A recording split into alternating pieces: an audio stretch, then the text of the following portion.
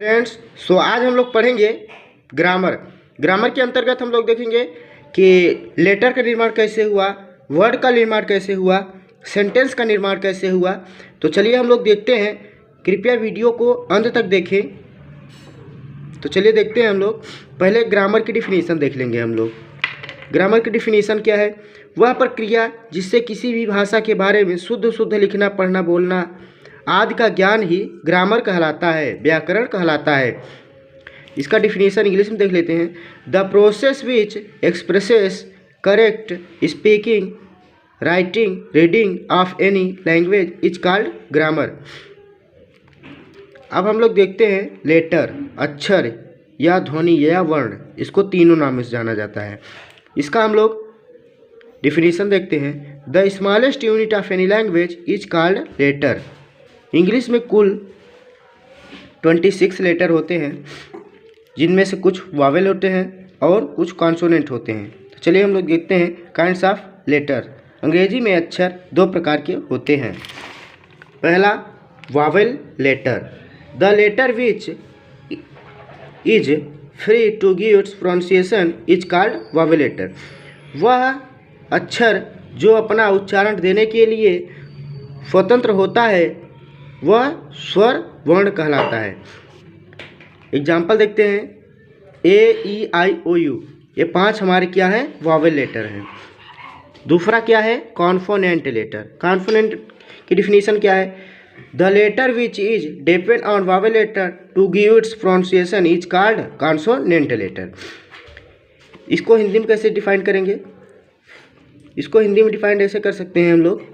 वह अक्षर जो अपना उच्चारण अर्थ देने के लिए स्वर अक्षरों पर निर्भर होता है कॉन्सोनेंट लेटर कहलाता है। यानी कि व्यंजन अक्षर स्वर के बिना अधूरा होता है।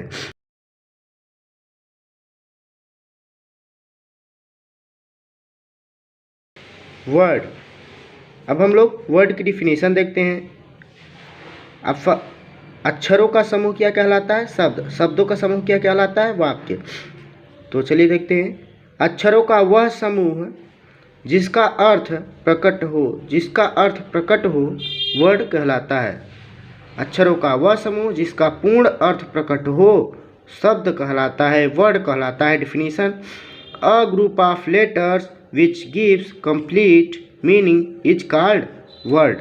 Kinds of word.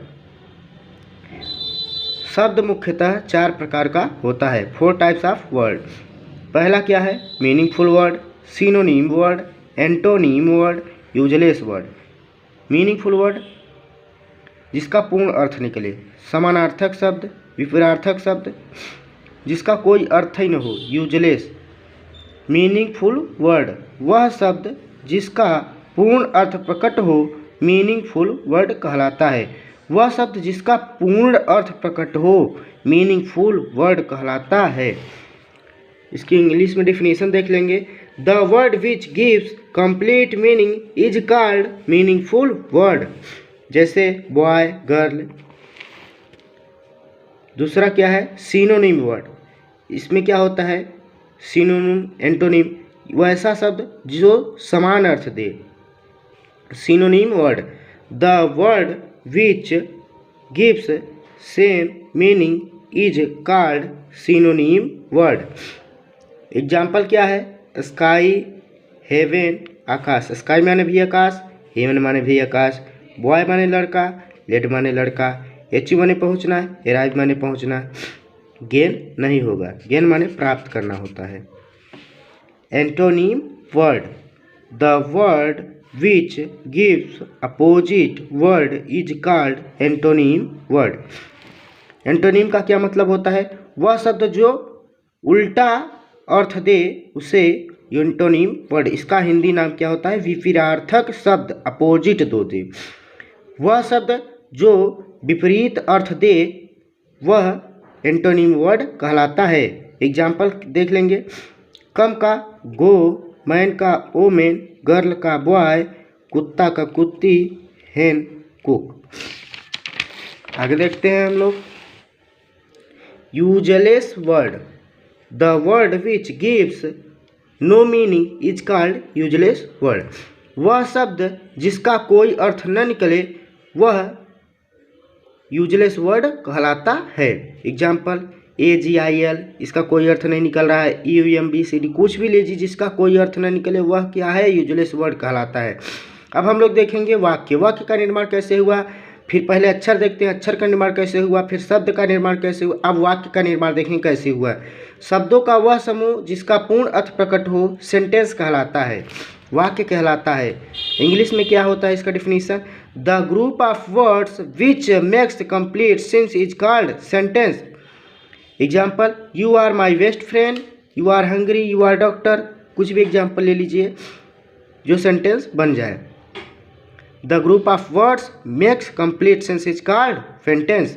शब्दों का वह समूह जिसका पूर्ण अर्थ निकलता हो वह वाक्य कहलाता है। Kinds of sentence, types of sentence, 5 types of sentence. Sentence मुख्यतः 5 प्रकार के होते हैं। पहला क्या है, असर्टिव सेंटेंस। दूसरा क्या है, इंट्रोगेटिव सेंटेंस। तीसरा क्या है, इम्परेटिव सेंटेंस। चौथा क्या है, ऑप्टेटिव सेंटेंस। पांचवा क्या है, एक्सक्लामेटरी सेंटेंस। तो आज के लिए इतना ही। अगले वीडियो में हम लोग पढ़ेंगे इसके आगे असर्टिव सेंटेंस की डिफिनीशन, इंट्रोगेटिव कैसे पहचानेंगे, पहचानने का तरीका देखेंगे हम लोग, और हम लोग देखेंगे पार्ट ऑफ स्पीच पढ़ेंगे, पार्ट ऑफ स्पीच भी पढ़ेंगे। तो चलिए आज के लिए इतना ही।